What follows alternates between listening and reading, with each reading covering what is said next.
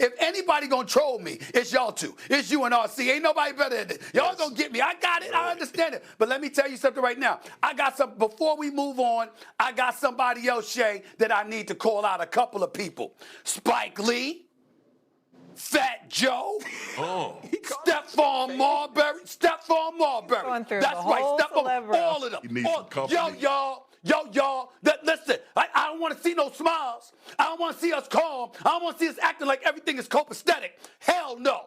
We got to get in their ass. I mean, they got to step up. They got. I don't want nah. Right. I don't want no nice guy. None of that. Okay, None of that. let's They better start- not lose this series. Okay, let's hope They better Carl not Anthony lose this Towns. series. Let's hope Carl Anthony Towns doesn't dap them all up My bad, then Shay. before the next My game. bad, You know, Shay. let's make sure that doesn't happen. And Stephen A., let's let Marcus Spears come in because you do pile on with him now with the Cowboys. So here you go. Let's talk about the Dallas Cowboys He and does. the He positive. does. Marcus Spears, did last night make Dallas an NFC contender?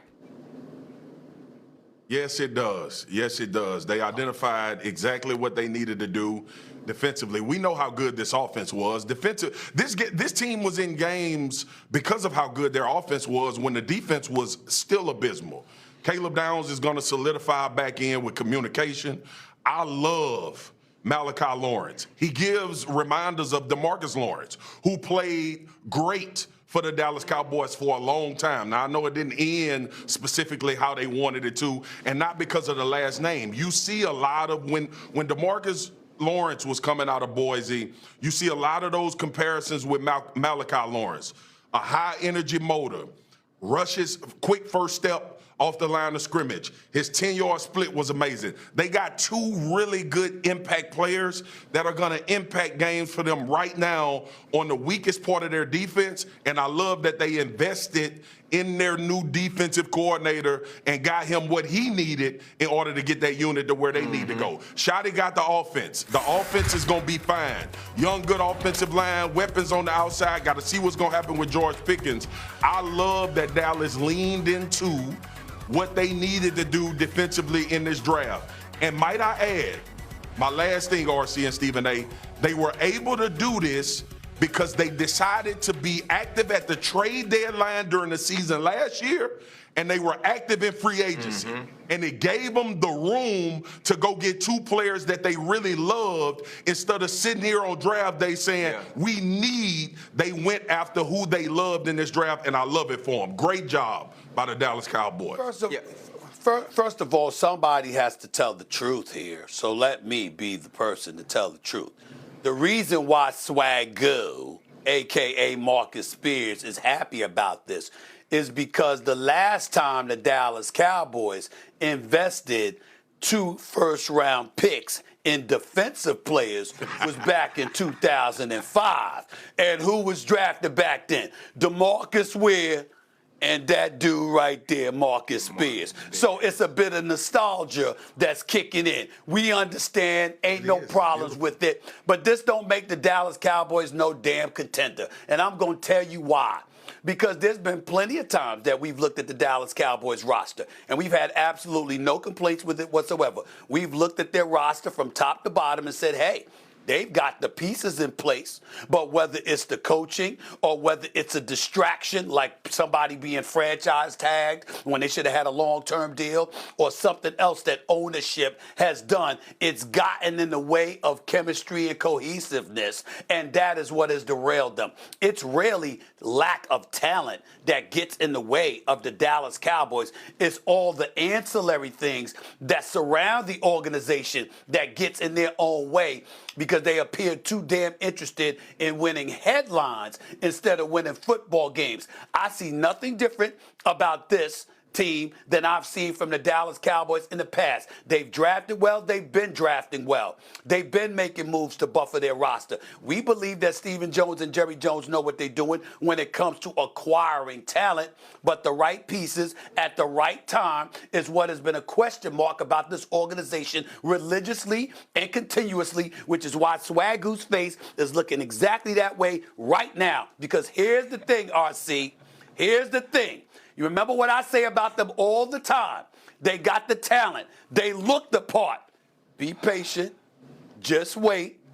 It's coming. They won't let you down. And this is exactly what they've set us up for yet again. Looking at the Dallas Cowboys, hell of a draft. Love Malachi Lawrence. Love what they've done here with their 2 picks. Nothing but love for what the Dallas Cowboys have done to buffer their roster. But somehow, in the same breath, you got the franchise tag on George Pickens. He going to be out there making business decisions instead of football decisions. Who knows what kind of an impact that's going to have. These are the Dallas Cowboys. Be patient. Just wait for it. They won't let you down. RC, floor is yours. RC, please help. Please help, RC. Help your boy. If George Pickens is on the field week 1 for the Dallas Cowboys, they're the best team in the NFC East right now. Period, point blank. And that is not a conversation. This offense wasn't just good last year, Stephen A. This offense was historical. This offense kept a bad defense in game after game after game and went on a run in the middle of the season because of how potent they were. And what they did this offseason, you got to remember, Quinnen Williams is on this team now. Rashawn Gary is on this team now. Malachi Lawrence is on this team now. Caleb Downs is on this team now. DeMarvion Overshown is not coming off of an injury this year headed into 2026. Shotty, right? We found out that Brian Schottenheimer is not only an astute, great play caller, but he's a leader of men. Jerry Jones, to my face at the Fanatics party, tells me, you know what? We had to go a different route with the defensive coordinator. We were looking for former head coaches. We were looking for old school guys. We got a young, hungry Christian Parker that understands how to get a secondary to play at a high level, and we gave him a front 7 that's going to make it do what it do.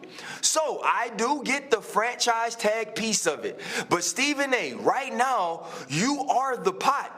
And you are treating Marcus Spears like the kettle because the New York Knicks can't get out of their way. And because even though Trey is gone and he now playing in Washington and C.J. McCullough hitting y'all with the bop, you can't figure out that history sometimes has to change. And maybe this year, if we get George Pickens on the field after signing this franchise tag, the Dallas Cowboys will be outside of the Black Cats, and this will be a team that can for sure play in the NFC Championship. Big if, Rye. This is breaking headlines. My boys have betrayed me. My man RC has pivoted to being a Benedict Arnold. This is straight betrayal. You understand? This is what this is. Let me tell you something. I'm going to say this with a smile on my face because y'all know I love y'all. Y'all my brothers. I'm going to get both of y'all. If it's the last thing I do, I'm going to get both of you for this. Both of you. Stephen A., you remember the last time me and RC told you something was going to happen? What happened? I just want you to think back to the last time me and RC told you something was going to happen, and it happened. What was that? And then you had to deal with me and him being inebriated and smoking cigars on TV when LSU smacked Clemson. Hey, 2019. This is the second time in our history that we telling you something that we are very convicted about, and you don't want to listen because you can't get out of your New York Knicks way. Take the blinders off. Dallas has done a phenomenal job. They have, but both you and Ryan keep saying the word if, okay? There's a big if with George Pickens before we just cement him in there to the NFC Championship game. Big if. Big if. Jay, Right. Yes? Jay, you haven't been on the show long enough to know this. Let me teach you something. Oh, please. When they bloviate about the Dallas Cowboys like that, the fall is imminent. They have set the Cowboys up to fail. I love this. You can book it. You say, Sam Tanucci, my producer's there, Cassandra, Sam, Derek, David McKinnon, the whole crew, Pete McConville. Save this tape right here, this segment right here for the archives. Hold on to it. I'm going to call for it this season. You can book it. It's money in the bank.